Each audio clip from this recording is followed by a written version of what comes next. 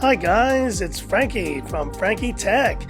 Good to see you guys again, and I'm here today trying to answer a question that has come up recently in conversation, and that question is, are light phones worth it? Because as we have seen recently, Xiaomi has been releasing a lot of phones, and this Mi Note 10 Lite is the latest light entrant in the series of the Mi Note 10, and this is the light version of the Mi 10 series that we saw earlier this year. And now inherently, I don't think that light phones are bad. I think there are great things that you can do, and yet certain strategies of how you approach light phones may be better than others. Now looking at these two phones right here, we have the Mi Note 10 Lite, which is essentially taking everything that was great about the Mi Note 10, but lowering certain aspects of it. So that means removing that 108 megapixel camera from the original Mi Note 10 series and including a 64 megapixel Sony IMX686, which if you look at the recent shots I just took are looking really good. It's not even that much of a compromise in this case. Add to that the beautiful metallic build quality of this phone, and we may have one of the most beautiful mid-range phones in this Mi Note 10 Lite series. But then we have another strategy from Xiaomi, and that's to create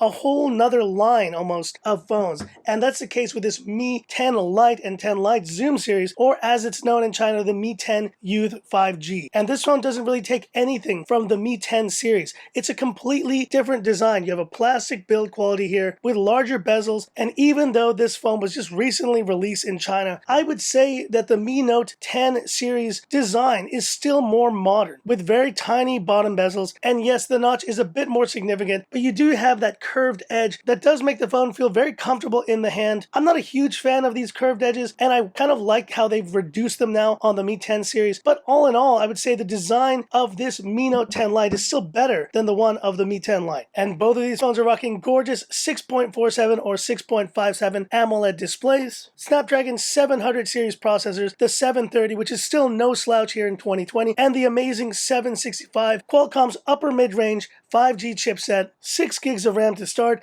UFS 2.1 on both of these phones. And the Mi Note 10 Lite has adopted that 5,260 mAh capacity battery. That is a big reason why I wanted to check this phone out now. This may once again become the battery king of Frankie Tech, taking the title back from the Redmi K30 Pro, which has done so well in my Drain series. And you see here the backs of these phones. Once again, the Mi Note 10 Lite implementing the same look of its regular series here, while this Mi 10 Lite Zoom is doing something different. This is the design we're starting to see from Xiaomi in 2020 with their camera arrangements and with their kind of gradient green to blue backs. And so stay tuned guys for the full comparison. There's another phone here that will be joining this comparison. That's right guys, I will be reviewing the Nubia Play 5G, which with that 144 Hz display is going to make for a very interesting triple comparison. So stay tuned for that. But let's answer this question now. Which strategy of a light phone do you think works best? Is it better to create a whole new design and create a whole new series of phones that then in turn takes the name Mi 10 Lite? Or do you like the idea that Xiaomi waits 6 months and then is able to offer a very similar spec'd phone with maybe a slight downgrade in terms of camera, but is still able to offer that gorgeous design of a previously more expensive phone in this Mi Note 10 Lite, coming in at 2,500 Hong Kong dollars. I'm so glad I purchased this phone, guys, because before I did, my perception of light phones that Xiaomi was creating was a little rough. This Mi 10 Lite did a lot of things right, but it has also done a few things wrong in my opinion, with a design and a larger bezel that I think a lot of you guys say this looks very 2018, to the plastic build quality and that 48 megapixel OmniVision sensor, which I consider unfortunately the deal breaker for this phone in many ways. And so that just made me ponder, why couldn't Xiaomi just wait 6 months and then take a previous design, lower the cost, lower some of the specifications, and release that as a Mi 10 Lite? Imagine a Mi 10 Lite released at the end of the summer, pretty much takes the exact same design as this Mi 10 series, maybe reduces the specs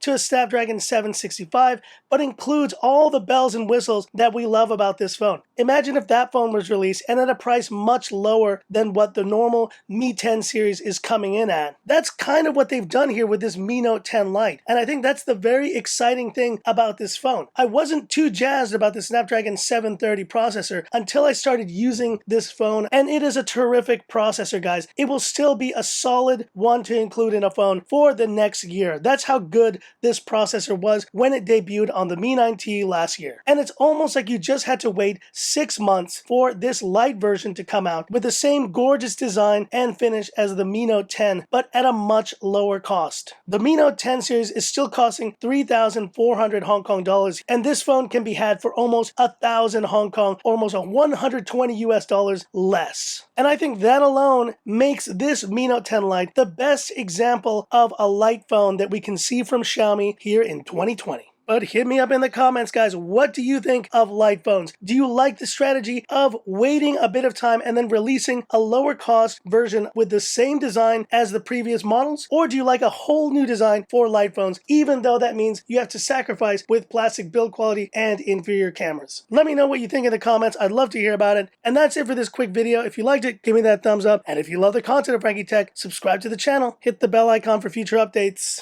That's right, guys. Quick video today because I'm going to be off to go and get that Nubia Play 5G. It'll be the first time we see a 144 Hz refresh rate here on the channel. Stay tuned, guys, for that full Street Tech unboxing, and stay tuned, of course, for that full triple comparison where we'll jump into the specs and a whole PUBG showdown with those phones. Stay tuned. So that's it, and this is where I leave you by saying, this is Frankie Tech signing off. Have a good one.